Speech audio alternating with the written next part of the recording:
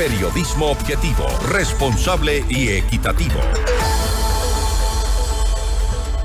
Y el pasado miércoles se registró una nueva masacre en Durán, donde 6 fueron asesinados al interior de su vivienda, 6 personas. Sin embargo, la ministra del Interior, Mónica Palencia, aseguró que julio fue el mes menos violento del año. Esta es la entrevista de Fausto Yepes, hoy con... Para hablar sobre este tema estamos ya en contacto con el licenciado Arturo Torres, editor del portal Código Vidrio, la violencia y criminalidad en Ecuador, estrategias efectivas, el plan Fénix, qué se está haciendo y qué no está dando resultado. Arturo, gracias por estar con nosotros, bienvenido. Muchas gracias, Fausto, buenas tardes. La situación parece no tomar un rumbo respecto al combate a la inseguridad. Ahora mismo, al inicio de este noticiero, hemos informado este asesinato dentro del hospital del Seguro Social en Manta. Hombres fuertemente armados ingresan a un área donde estaba este paciente, lo asesinan a bala. Y en una ciudad en la que se supone está intervenida por parte del gobierno, de las fuerzas de seguridad, ¿hay algo que no está dando resultado? Bueno, Fausto, es para mí evidente que esta sectorización del combate a estas bandas que fueron denominadas narcoterroristas o terroristas por el Estado no está teniendo el efecto deseado, porque vemos que precisamente en donde se ubicó como el cuartel general o el sitio, el bastión para combatir estos delitos, siguen ocurriendo estos episodios de extrema violencia. Hay una disputa igual que está de por medio detrás del gran negocio del narcotráfico. Hay estructuras que siguen operando o que se han trasladando, están trasladándose a otros sectores que no necesariamente están en Manabí, sino que, fíjate, estamos también teniendo problemas en Quito ya con brotes de inseguridad claros en algunos sectores donde las bandas también han ido copando espacios por las disputas del microtráfico. Hablo del sur de Quito, donde hemos tenido ya episodios violentos en los cuales también están involucrados integrantes, por ejemplo, de los Lobos. En el norte, donde hay también disputas por el microtráfico, hay brotes igual de inseguridad, y en otros sectores, en Cumbayá. Es decir, si es que vamos a seguir con esta línea de territorializar el combate a la inseguridad, a la delincuencia y al crimen organizado, lo más seguro es que estas estructuras siguen moviéndose, siguen adaptándose, tienen una agilidad y han aprendido muchísimo de cómo está reaccionando el gobierno, las debilidades que tiene el Estado. Entonces, haciendo un saldo más allá de las cifras que ha dado la ministra en relación a que hay menos homicidios en relación al año pasado, los eventos diarios nos hablan de que hay un factor que está fuera de control del gobierno y la estrategia no está funcionando como debe o como se planteó inicialmente, porque no hay una comprensión más transversal del fenómeno, no solamente tratando de emplear militares, policías y haciendo allanamientos, capturas. Es decir, esta visión unidimensional del fenómeno de la delincuencia y de la inseguridad no nos está llevando a ningún puerto seguro, y más bien la percepción y los hechos reales nos hablan de que la situación sigue complicándose. Y podríamos hablar también de una visión cortoplacista del problema que se enfrenta no de ahora, y hablando a propósito también de las debilidades que tú mencionas, Arturo. Una de ellas, quizá los sistemas de inteligencia no terminan de cuajar, por decirlo de esta manera, en el sentido de el trabajo que tienen que hacer en el mediano y largo plazo, precisamente para desarmar este tipo de estructuras. Creo que el tema neurálgico que acabas de topar es uno que se manifiesta, es lo no dicho, ¿no es cierto? Lo que no se ve es lo que hace la inteligencia.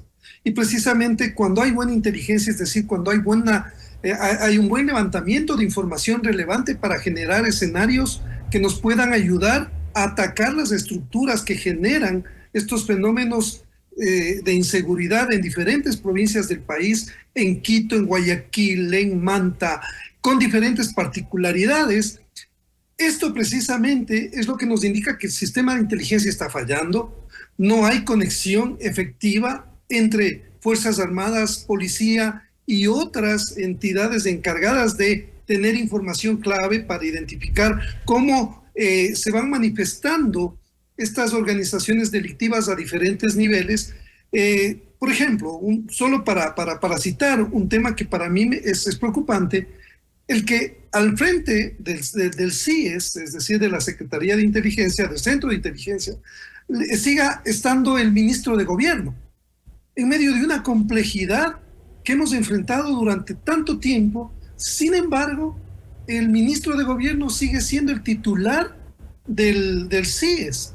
Esto es, por decirlo menos, aberrante, en función de que debe haber una cabeza que esté a tiempo completo dedicado a aglutinar información de todos los sistemas de inteligencia, que no solamente es Fuerzas Armadas ni policías, sino que son los organismos de control como el SRI, la UAFE, las entidades del sector público. Todos son generadores de información para dar una información que nos permita tener un mapa completo de por dónde iniciar una estrategia efectiva para golpear al crimen organizado, a las bandas que están conexas. Y efectivamente, esa desconexión que existe desde no comprender que debe haber una persona dedicada a tiempo completo a manejar el que es el eje del sistema de inteligencia, creo que es una falla muy, muy grave del presidente de la República en este caso.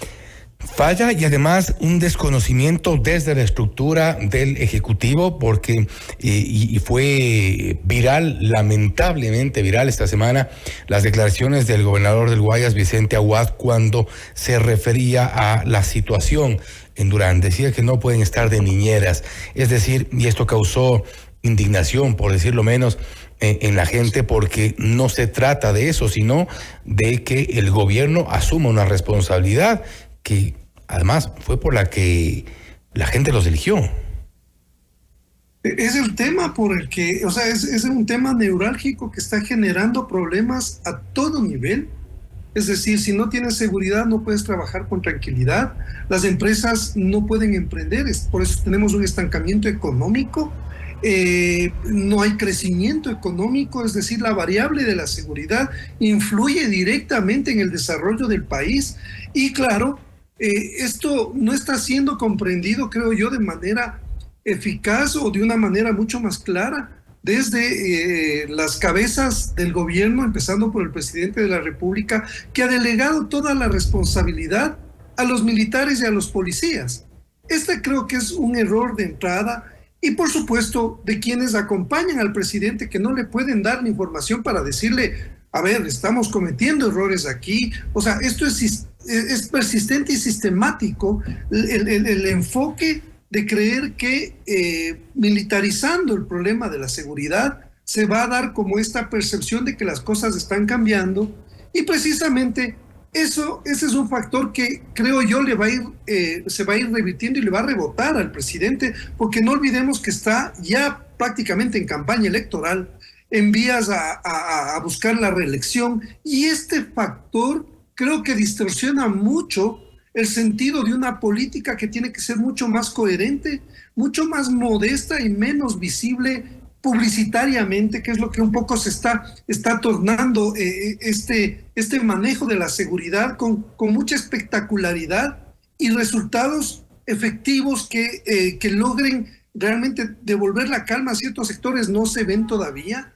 Por eso es que a mí me parece que esas decisiones de cómo los mandos, ¿no es cierto?, quienes han sido delegados para manejar el tema de la seguridad y de la inteligencia, están operando en función de otros temas que no necesariamente tienen que ver con mejorar esta ola que está permanente de inseguridad golpeando en diferentes provincias del país. Ahora bien, quiero plantear también otro tema que tiene una conexión y creo que es importante también relacionar con todos los índices de criminalidad que existen en el país, y es respecto de las mafias de la minería ilegal.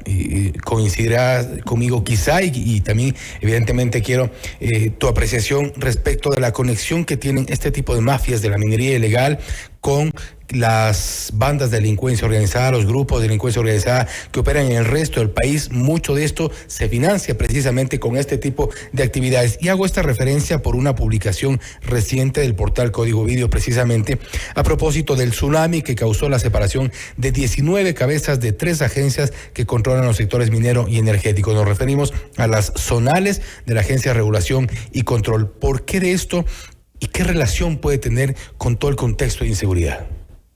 Sí, ese es el punto, Fausto.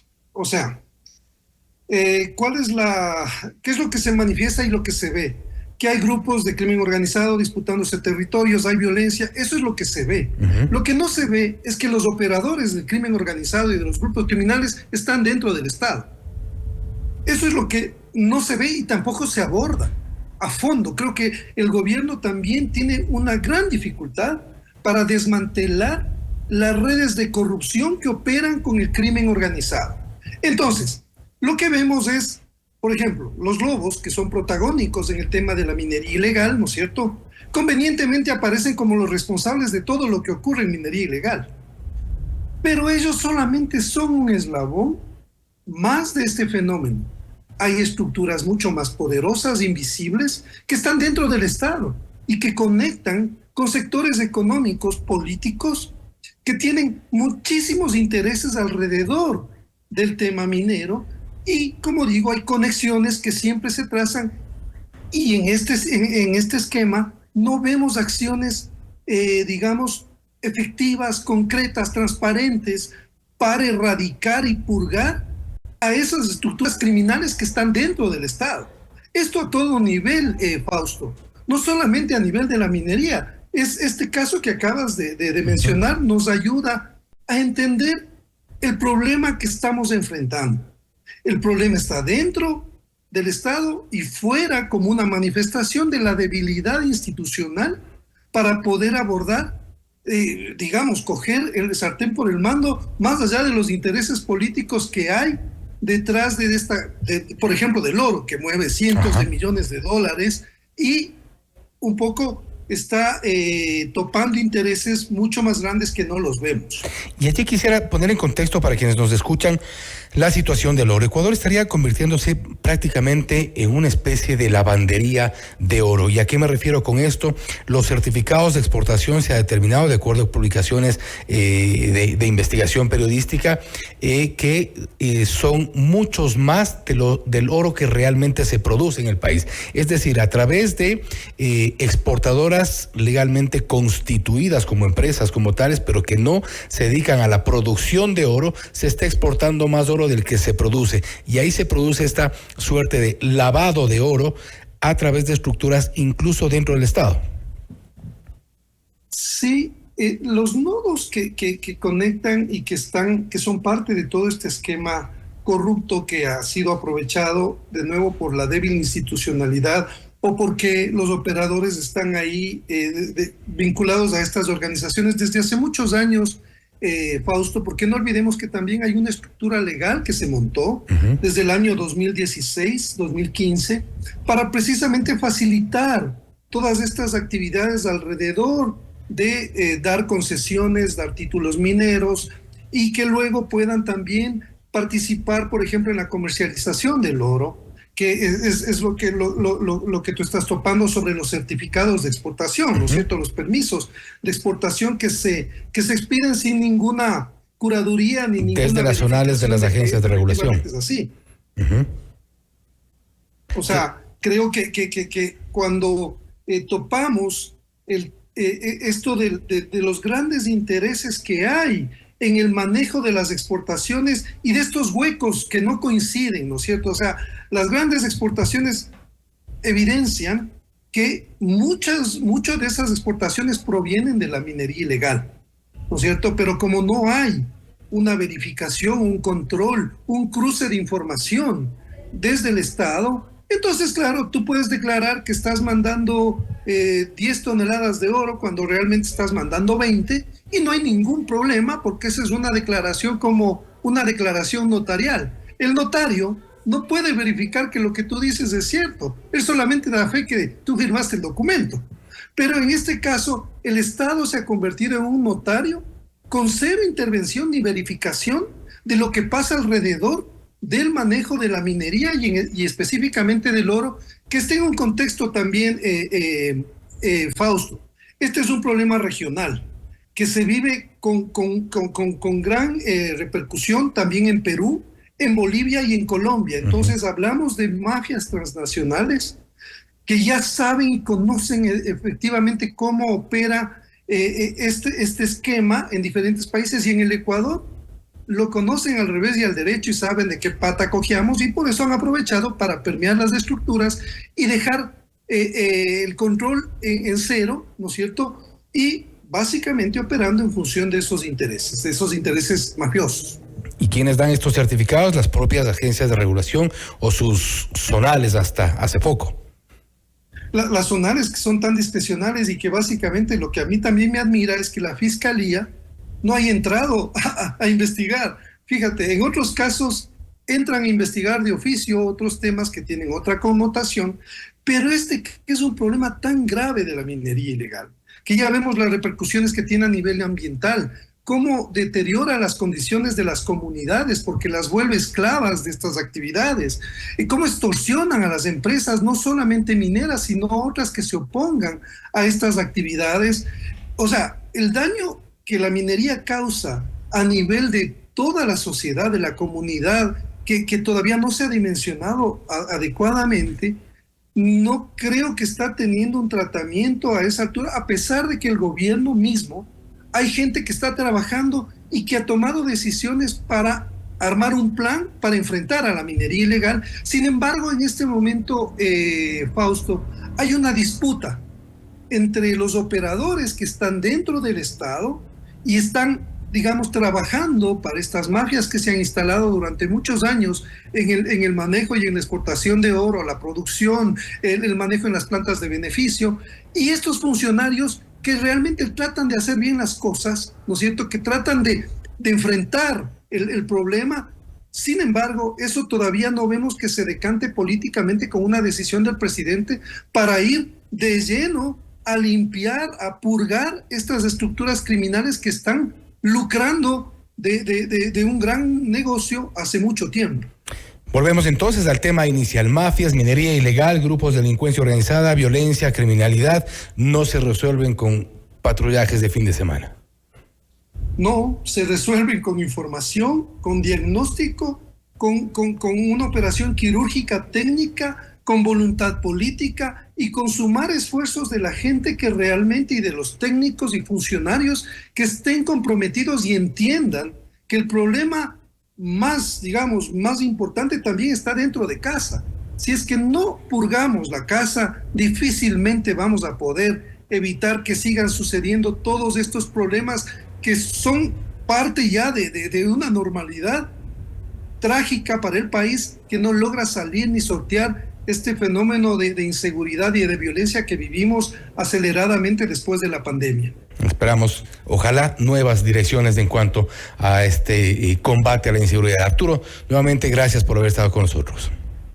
Muchas gracias a ti, Fausto. Una excelente noche. Gracias nuevamente. Licenciado Arturo Torres, editor del portal Código Vidrio, hablando sobre la violencia, criminalidad en Ecuador. Estrategias efectivas, de momento, parecen no ser tan efectivas, al menos las que han adoptado desde el Ejecutivo. Que la estructura delincuencial, la criminalidad, también ha permeado ciertas estructuras del Estado y no se ve o no se quiere ver, también es otra verdad a gritos. Esto es Notimundo Estelar, siempre bien informados. Noticias, entrevistas, análisis.